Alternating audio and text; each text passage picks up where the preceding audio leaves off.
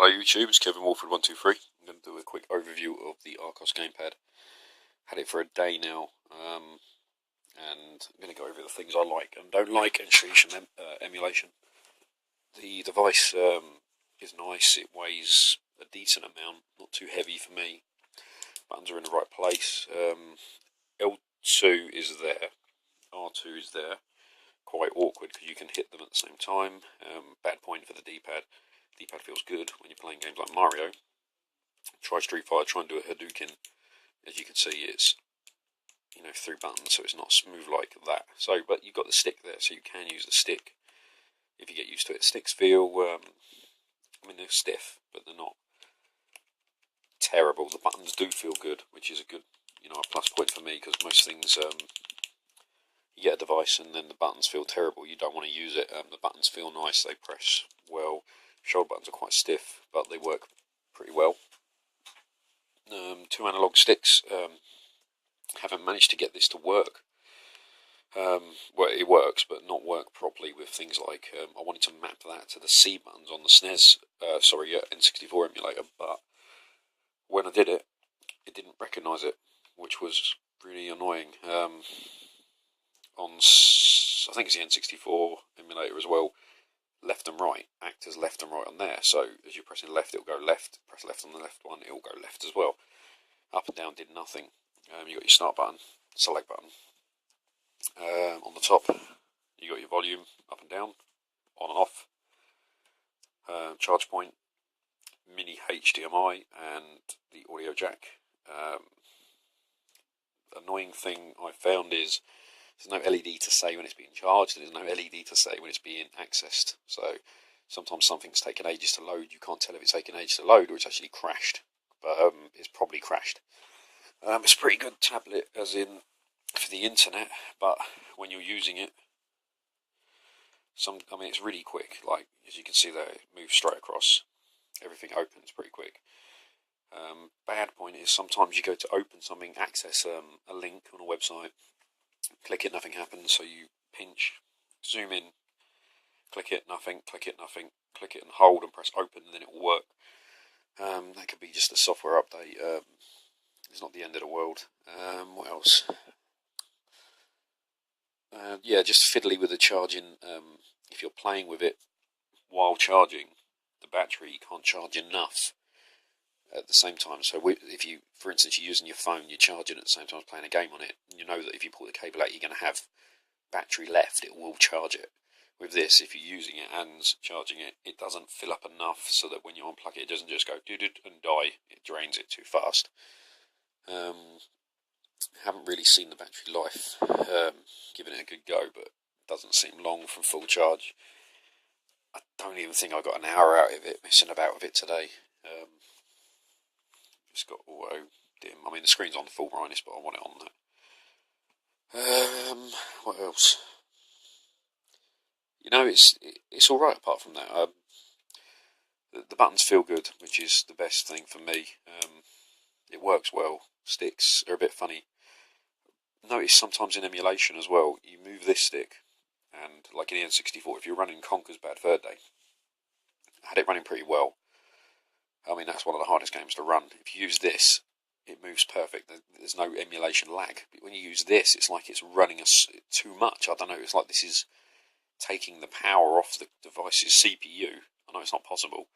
And slowing the emulation down. So you're moving fine and then it goes like really slow walking and pace. But then if you play with Mario, running around with this, it's fine. So it's a bit hit and miss. I know with the arcade emulation as well.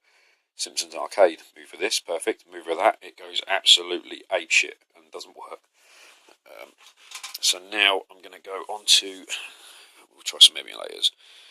I don't really need to show you NES. NES works flawless. We'll go to SNES. Actually, devices. We'll start with N64 because it's already open. Well, this is Paper Mario. Just done the I can't remember what was the Shell, Super fucking whoever brothers, Shell brothers that have taken over the Turtles or something.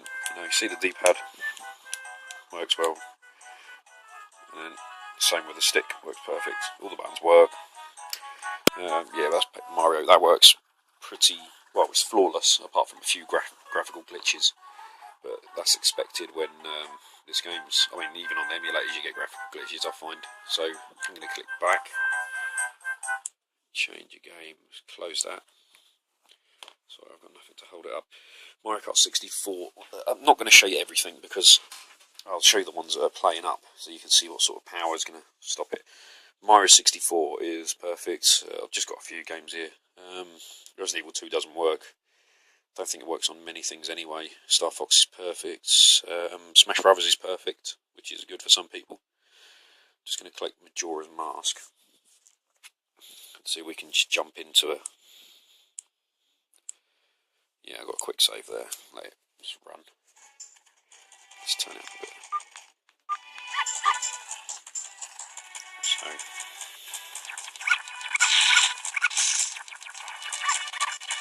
Audio's starting to skip a bit there.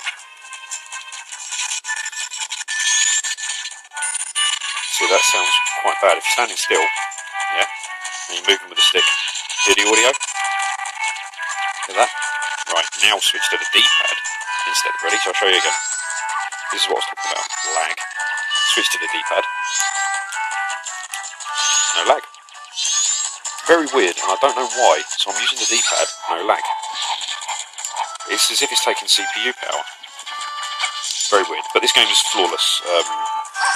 As I just even use the stick for some reason. Close that. What else was on? Donkey Kong Country Bad Fur Day. Conker's Bad Fur Day. It's loading. Just gonna hit that. Load that slot. Okay, it's not even booting that one now for some reason. It did boot it, but when I put a load state, it came up.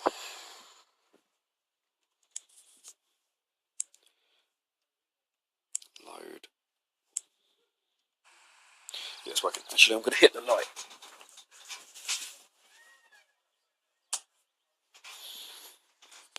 And turn the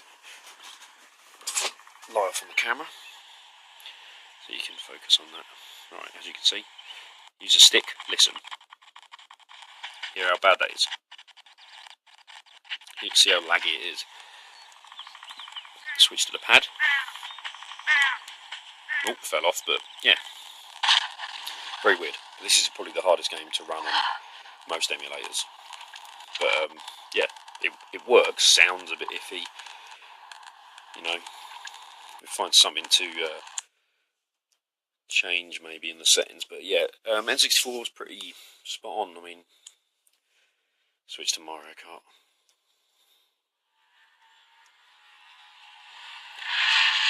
I haven't tried loads of ROMs, I've tried a few of the hard ones.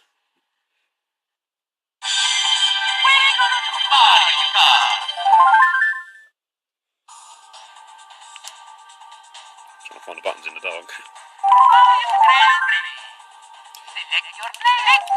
You do. That's annoying as well, you've got the taskbar at the bottom, and you can't get it to hide. It just stays there. So when you're playing your TV with the HDMI out, it's stuck on it. I have no idea how I'm going to play this with one hand.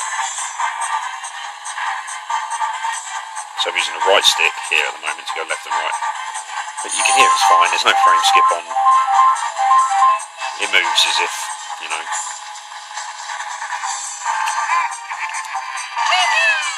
You know, it's moves perfect, you know, it's perfect emulation. Close that. So yeah, that's it for N64. You've got to remember when you're using this to get out of things, because if you don't swipe things away, they're in the background. It does take a lot of resource power. Super Nintendo, I haven't got many on there. Donkey Kong Country 3. I can't really play this with one hand, but this is perfect as well. You see how smooth it is, just like that. Close, what have we got? Super Mario RPG. That's where I've got to so far. That runs flawless, that's one of the hard games to run.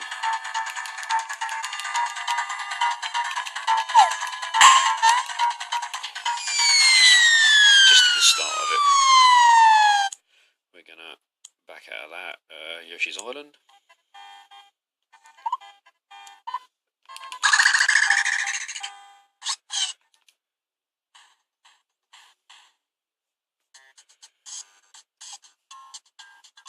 See how smooth it is. Perfect. I've got no way of reaching across, but yeah, close that. What we got? Mario World 2, yeah, Mario All Stars, Mario Kart. Anyway, SNES is flawless. Again, close it. Genesis. There's the Turtles. But yeah, if it boots up. That's weird. That's not supposed to back out. That's weird.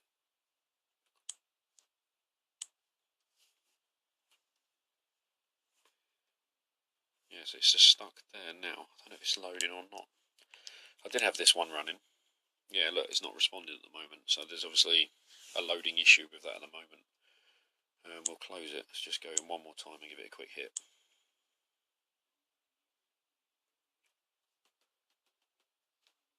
Well, yeah, okay, we'll give that one a miss. But that was running perfect. MAME. Yeah, I've had a bit of trouble trying to get the MAME emulator running, well, the ROMs to boot up. You got the Simpsons there.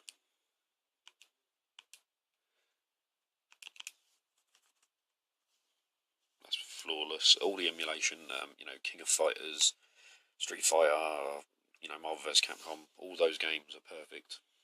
No issues. I'm going to show you the issue with the control stick again, because it does it in this one. Come on. Right, start the game. Using the D-pad. Fine. Hear the music. Use the stick. Hear it? It's like it's taking resource power away. Hear it? Move the D-pad. Fine. Stick. Not having it. So it's really weird. I don't know if they're going to fix that in the future. What else we got? Game Boy's perfect. Game Boy Color's perfect. PlayStation will go on that. Final Fantasy couldn't get it to boot for some reason. Resident Evil is here.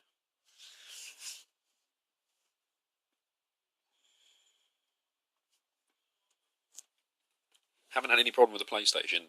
I'm sure it'll run Final Fantasy perfect. I've run Crash Bash or whatever it's called. This is Resident Evil 2, as you can see. And the FMV works perfect.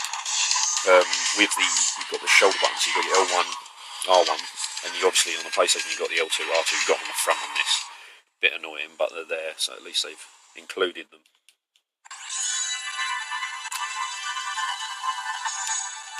Audio, couple of crackles on that. It's not that bad, you know, the FMVs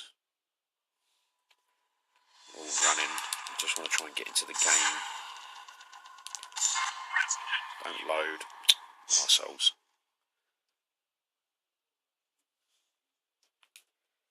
Right, we'll give it a miss. It works, it's fine. PlayStation's fine. We'll get out of this. So yeah, PlayStation's fine, Genesis is fine. There's not much else to say. It's a really good device. I'd definitely say get one if you're into a retro gaming. You know, hours of fun.